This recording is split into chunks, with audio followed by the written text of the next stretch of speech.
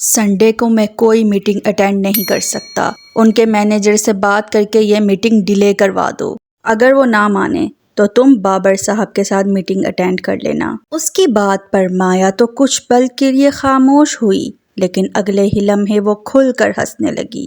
تم مذاق کر رہے ہو نا؟ چوہان بلڈرز کے ساتھ اس میٹنگ کا تم نے کتنا انتظار کیا ہے، یہ ہم سب بہت اچھی طرح جانتے ہیں۔ تم یہ میٹنگ چھوڑنے کا سوچ بھی نہیں سکتے۔ وہ مزے سے چہرے پر آئی لٹ انگلی میں گھمانے لگی۔ میں سنجیدہ ہوں۔ سنڈے کی میں کوئی میٹنگ اٹینڈ نہیں کروں گا۔ طلال کے سپاٹ انداز پر اس کے مسکراتے لب سمٹے۔ But why? تم جانتے ہو اس کے کیا نتائج ہوں گے؟ اتنا اہم کانٹریکٹ کسی اور فرم کو مل جائے گا، اور تم تو کتنی دیر سے چوہان بلڈرز کو اپروچ کرنے کی کوشش کر رہے تھے۔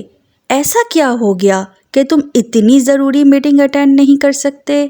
مایا کو اب بھی اس کی بات پر یقین نہیں آ رہا تھا، لیکن طلال کے چہرے کی سنجیدگی کو دیکھ کر وہ سمجھ گئی کہ وہ اپنا حتمی فیصلہ کر چکا ہے۔ سنڈے کو ایک ضروری کام ہے۔ کتنا ضروری؟ اس میٹنگ سے زیادہ ضروری تو نہیں ہو سکتا۔ ہے، اس میٹنگ سے زیادہ ضروری ہے۔ طلال کے لہجے کی پختگی دیکھ کر وہ ایک لمحے کو چپ سی رہ گئی۔ طلال، حیدر انڈسٹری میں یہ سال کا سب سے بڑا پروجیکٹ بننے والا ہے۔ اگر تم نے اسے اپنی جلد بازی میں ہاتھ سے جانے نہ دیا تو اگر یہ پروجیکٹ کامیاب ہوا تو تمہیں بیسٹ بزنس آئیکن کا ایوارڈ مل سکتا ہے۔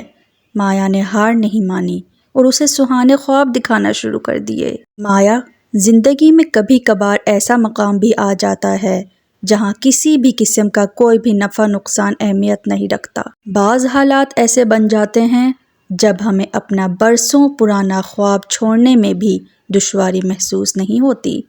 کامیاب ہونا انسان کے بخت میں لکھا ہوتا ہے۔ میرے نصیب میں جو ہے وہ مجھے مل کر رہے گا۔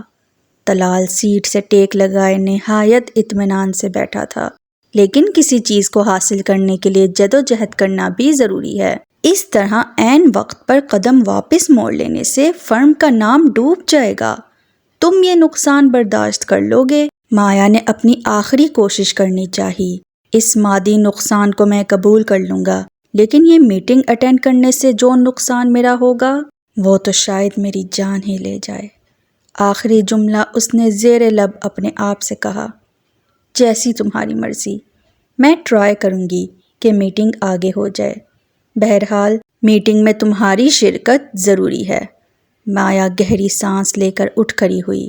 سنڈے کو نہ جانے ایسا کیا کام آن پڑا تھا جس کی وجہ سے طلال اپنا ہر ضروری کام پس پشت ڈالنے کے لیے تیار ہو گیا۔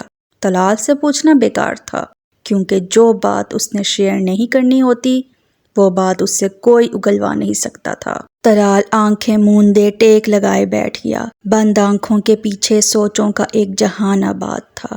باہر گہری ہوتی رات اپنے ساتھ ساتھ لوگوں کی خوشی، غم، بے سکونی سے بھرے دن کا بھی اختتام کرنے جا رہی تھی۔ وحشتوں کے اس جزیرے میں، پرسکون درختوں کی چھاؤں میں، محفلوں کی رونق میں، دل کی ویرانی میں، صرف تیرا ہی نام ڈھونڈا، صرف تجھے ہی چاہا۔ یہ تھی اداس آنگن کی قسط نمبر 58۔ ملتے ہیں نیکسٹ ایپیسوڈ میں۔ اللہ حافظ۔